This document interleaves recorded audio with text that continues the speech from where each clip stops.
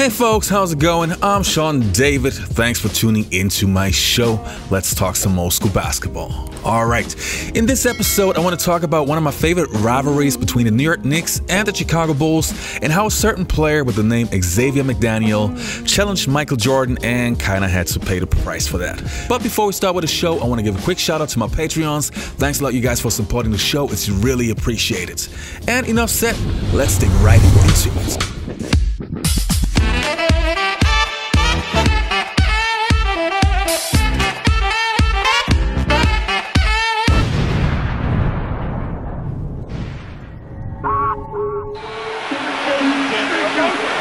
McDaniel and Pippen are having words. Kirk O'Donnell separates the two.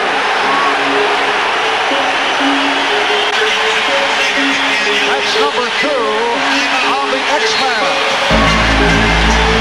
The timeout was called. Both clubs going at each other. Michael Jordan and Xavier McDaniel having words. Double technicals were called on McDaniel and Jordan. Now, if you haven't heard of Xavier McDaniel, let me give you the backstory. I got you covered. Xavier McDaniel was the 4th pick of the 1985 NBA draft. And after 4 successful years in college, Xavier was on the list of many NBA teams. The 6'7" small and sometimes power forward had a great all-around game. Drafted by the Seattle Supersonics, Xavier got a lot of responsibility right from the start. And he paid everything back, averaging 17 points and 8 rebounds in his rookie season. The following year, he even dropped those numbers and started to average 23 points per game as well as 9 rebounds per game. The Seattle Supersonics at that time were a team that on good nights could beat the NBA champ, but on other nights also lose against every other team. In 5 years with the Seattle Supersonics, Xavier McDaniel would always average over 20 points per game, except for his rookie season, of course. Another thing that was really special about Xavier was that he was a player that nobody wanted to mess with. He was one of the most feared players in the entire league, and therefore also loved to get in fights. McDaniel runs the floor. Muggsy Bogues swats it away, but McDaniel prevails, and he's got 6. Good defense almost by Charlotte. Muggsy right there again in the midst of everything. Oh, wow. Larry Johnson leveled Xavier McDaniel, and now more may break out. Well, I predicted this was going to be a tough game, and Xavier McDaniel's right in the midst of it. Another thing that also stood out about Xavier McDaniel was that he was always ready for a challenge. This guy was simply fearless and loved to go head-to-head with the greatest players in the league. Sometimes he came out on top, and sometimes he didn't. One of the most remembered stories next to the Michael Jordan one that we will talk about soon was his duel with Larry Bird. I get a charge when I tell somebody on the opposing team that I'm going to hit the last second shot and then do it. That's what it's all about. Tie game, 13 seconds to play, Celtics basketball. During the timeout, I'm going through a play, and about that time, Larry steps in and says, Coach, why don't you just give me the ball and tell everybody to get out of the way? That's Larry. And when he wants the ball, he wants the ball. After the timeout, we walked back on the court, and then Xavier was guarding him. So he tells Xavier, he says, I'm getting the ball. And I said, I know I'm going to be waiting.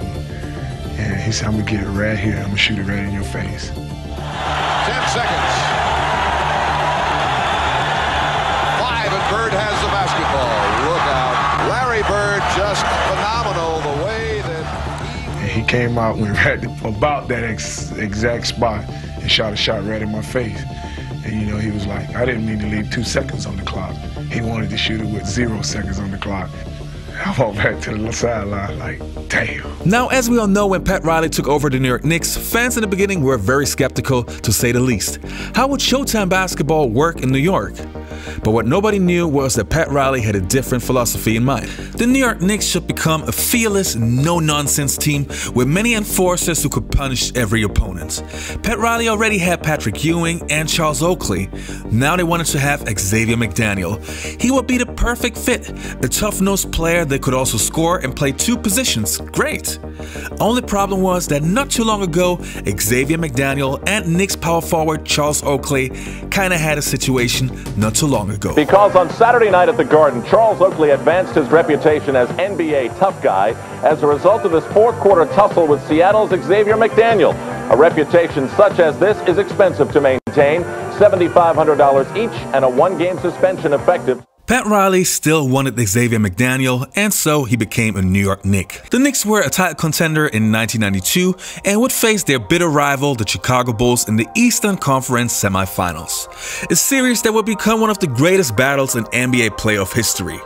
And before the series even started, McDaniel said that he was not afraid of Michael Jordan and he was a lot tougher than MJ. And when the season started, it looked at first that McDaniel was right.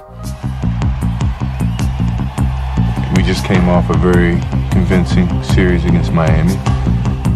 We thought we could waltz right through New York. Knicks leading 4-0. Yes, sir. Oakley just came over and annihilated Bill Cartwright. Showing tenacious defense. 3. B.J. Armstrong spot up that shot. It's a block. That's a violation. It'll be the Knicks' ball. We anticipated playing them a certain way, and they came out totally different. Physical, hungry, aggressive. Chicago is a confident, cocky team. They've sort of breezed through the league all season. They breezed through the first round of the playoffs, and right now they're being challenged. Big jam by Ewing. They are stunned here at Chicago Stadium. Surprisingly, the New York Knicks would win the first 2 games in Chicago. And even though Jordan still got his buckets, the Knicks made sure that they would beat MJ every single opportunity they get. Especially McDaniel took it really far. This is Madison Square Garden in New York, the home of the revitalized New York Knicks. A sellout crowd turning out for Game 3 of the best of 7. All right, thanks, Marv. I talked to Michael Jordan about his lack of dunks and his lack of driving to the hole. And he said, you know, there's 2 reasons why I have not gone in the paint trying to dunk. One named Ewing, the other named Oakley. Makes sense to me. Here's Jordan. Scott Williams able to get to the loose ball, but he's followed up Jordan with the recovery. And Jordan is fouled. The basket counts and a foul. And Michael Jordan very upset about the way he was muscled. What Jordan's upset about is Xavier McDaniel rotating across, just basically goes after his body to try and stop it. Jordan with the strength, the concentration, and now he is upset because he understands if he lands the wrong way, that could be the end of the season. Michael Jordan got really mad. Also, the comments Xavier McDaniel made about him motivated MJ more and more.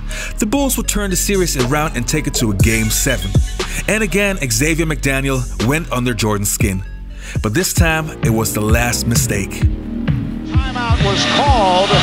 Both clubs going at each other. Michael Jordan and Xavier McDaniel having words. Double technicals were called on McDaniel and Jordan. What we said a moment ago down on the baseline foul that Jake O'Donnell was stepping in to send the message. This is step number 2 in the message sending process. The next one, someone's going to be ejected from this basketball game, which is a very serious step. To the center position. And actually, Cliff Levingston first warned the official as Greg Anthony ran into his first screen in the backcourt, and then when he did it again, the whistle blew. Yes, and a count. In this first half, Clifford with the steal. Here's Jordan. Yes. King missed the first 2 games of the series with the flu. Sat out Thursday night with a bad throat. Here's Jordan splitting through. Jordan with the steal. And then it's stolen by Starks. McDaniel chased by Jordan. It's a clean block. Whose game is it? It's Michael Jordan's game. Michael Jordan would drop 42 points that game and sent the Knicks back home. Again, MJ proved that he's simply the GOAT, and the Bulls, of course, went on to win another championship.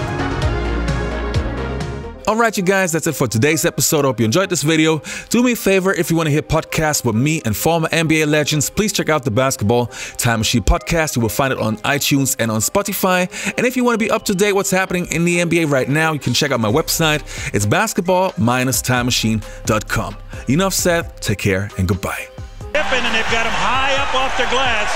McDaniel's down on the floor, but he seems to be having trouble getting up, and finally does. 20-second timeout called by the Knicks. This place is absolutely going berserk. McDaniel is so upset now, he's just shoving Oakley around in the timeout.